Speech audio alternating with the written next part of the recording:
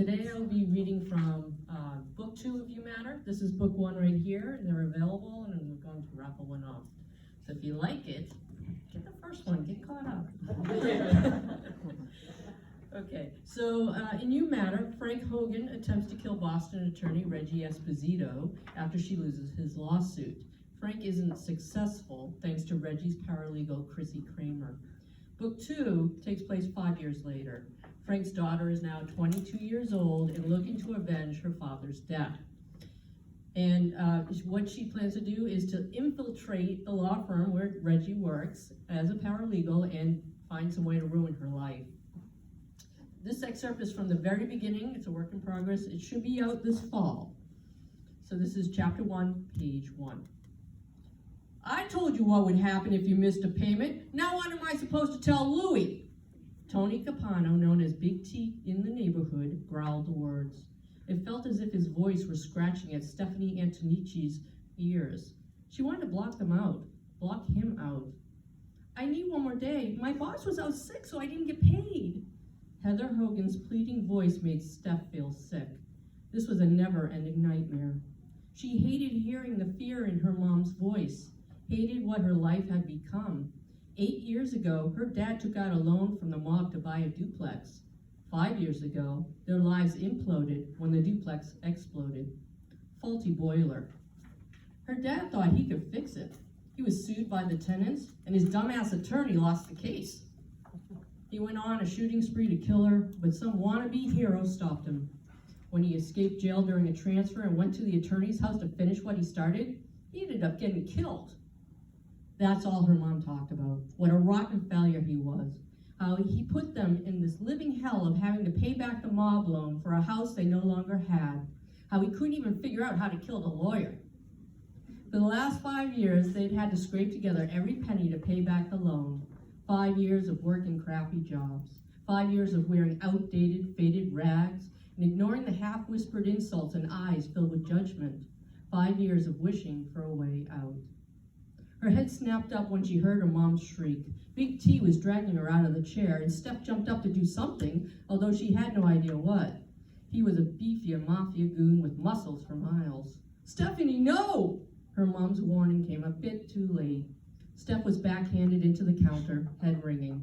With a groan, she touched her mouth, feeling the pulsing, the wetness. That all you got, you little hellcat? Big T's sneering voice made her want to grab a steak knife and cut his thin-lipped smile off. Maybe send it to Louie in a pretty red box. Instead of doing something that might get her killed, she stayed out of reach. If you hurt her, she won't be able to work. How do you expect to get the payment then? She looked up through her overgrown bangs, stifling a sigh of relief when he let her mom go. We've been paying every other week for years. Don't you think we'd give you the money if we had it? That's the only reason I'm letting this slide. Big T shook his finger in her mom's face. Tomorrow, no excuses, no exceptions. Got it? After her mom nodded, he stalked out of the house, the screen door slapping against the frame several times like the fading echo of Steph's dreams to leave this nightmare life far behind. Let me get you some ice. Her mom crossed to the freezer and pulled out a tray. What you did was real stupid. You're lucky you only got a fat lip. She twisted the tray and dumped the ice cubes onto a kitchen towel. It stopped him, didn't it? Steph leaned against the counter, exhaustion washing over her. Her mom let out a world-weary sigh, her breath touching Steph's face. You were lucky. She picked up the ice-filled towel and put it against Steph's lip.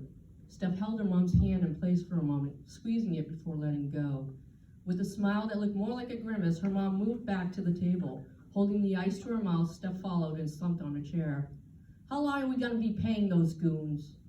2 more years, unless we can somehow scrape together the money to pay it off sooner. Thank God we don't have to pay the judgment against that good-for-nothing father of yours. If he weren't dead, I swear I'd kill him for leaving him with this. It's okay, Mom. I'm finishing up my paralegal course in 2 weeks, and then I'll be able to intern somewhere.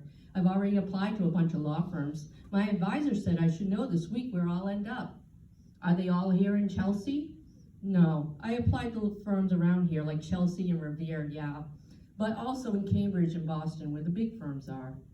Sometimes I wish we hadn't come back here to take care of Nana. We were better off in Florida. I don't know about that, Steph said. She needed help after her stroke, and it wasn't like she could go into assisted living. Wasn't the wait list something crazy like 2 years? It was, not that she lasted long. Reaching over the table to cover her mom's hand, Steph said, and that's why we had to come back. At least she died with us next to her. She placed the ice-filled towel on the table. Anyway, it didn't take long for Louie to track us down, so leaving again won't solve nothing. I'm surprised they were able to, though. They don't seem too smart.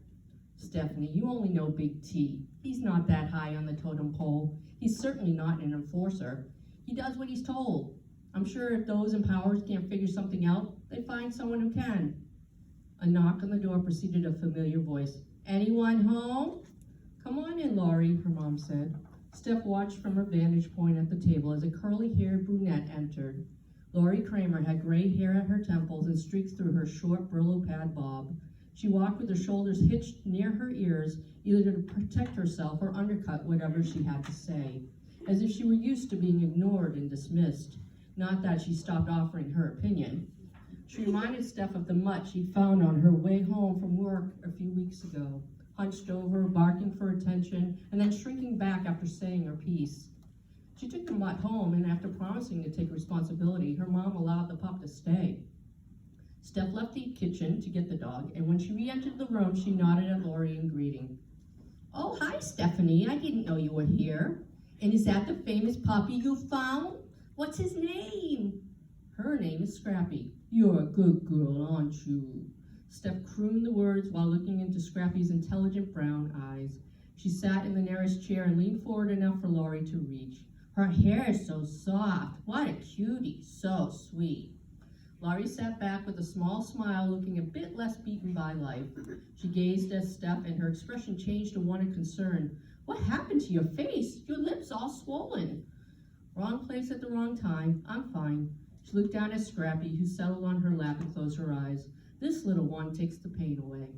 No need to worry, Laurie, her mom smiled as she rose from the chair. Want some coffee? I wish I could, but Mike's going to be home soon. I have to start supper in a few minutes. She looked back at Stephanie. I heard you're graduating from paralegal school in a few weeks. Congratulations. Thanks. I'm waiting to hear where I get placed. I should know next week. That's exciting. Laurie smoothed her hands down her blouse, worrying the hem between her fingers. My daughter, Chrissy's a paralegal. She works at one of those big firms in Boston. Oh, really? Does she like it? This was news to Steph. Maybe she could use the connection to get a job. A large Boston firm was bound to pay more. Even if she got into Hawk Esposito and Associates for the internship, she knew she wouldn't remain there after she executed her plan. Yeah, she seems to love it. Been there for years. Which firm? Steph's mom asked as she sat back down, a steaming cup of coffee in hand. Hawk Esposito and Associates. Always something exciting going on there. Chrissy nearly died there 5 years ago. She stopped some madman from shooting her boss right before Christmas. Can you believe it? Her boss, Reggie Esposito, lost his case and he went on a shooting spree. My daughter was so brave. She tackled him to the ground, got hurt but not shot. Then a few months later, the guy went after his lawyer again, this time at her house.